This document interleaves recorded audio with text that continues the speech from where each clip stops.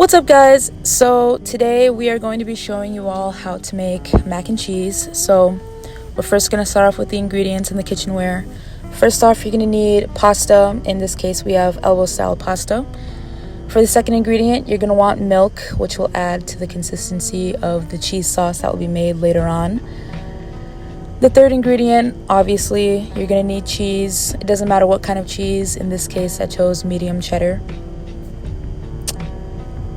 For the fourth ingredient, you're going to want butter. It'll add a little boost to the flavor of your mac and cheese. For the next ingredient, this is completely optional, but you can add flour to your mac and cheese to add to the thickening consistency of the cheese sauce. You're also going to want seasonings. We kept it simple with some salt and pepper, but you can add onion powder, garlic powder, whatever is to your liking. Next up is the kitchenware. Obviously, you're going to need a large pot to boil your water and to make sure the pasta is boiling within that as well. You're also going to need a smaller saucepan or pot that will be needed for the cheese sauce. You're also going to need a spoon and a whisk to make sure we mix everything up.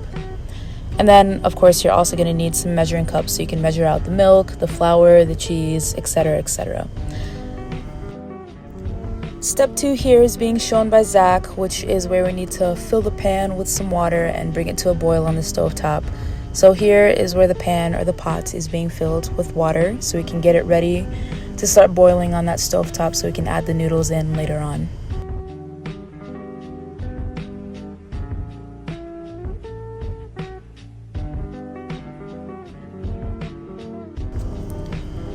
Here is the water being brought to a boil on the stovetop and the noodles are being added. You're going to want to make sure the noodles cook for about 10 to 15 minutes or once they feel pretty soft to the touch or to the taste.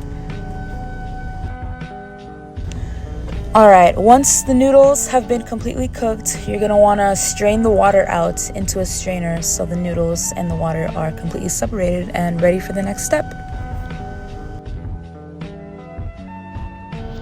Unfortunately, step 3 wasn't recorded in time, so we're going to move on to step 4, where we add the noodles to the cheese sauce, which is shown by Kobe here. The cheese sauce is being cooked on the stovetop in a smaller pan, and the cooked noodles are actually being added and mixed into the cheese sauce, so everything is evenly distributed, as shown here.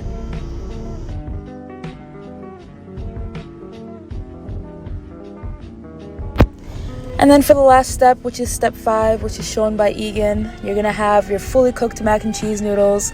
And now all you need is to serve it into a bowl or any dish of your liking and grub up.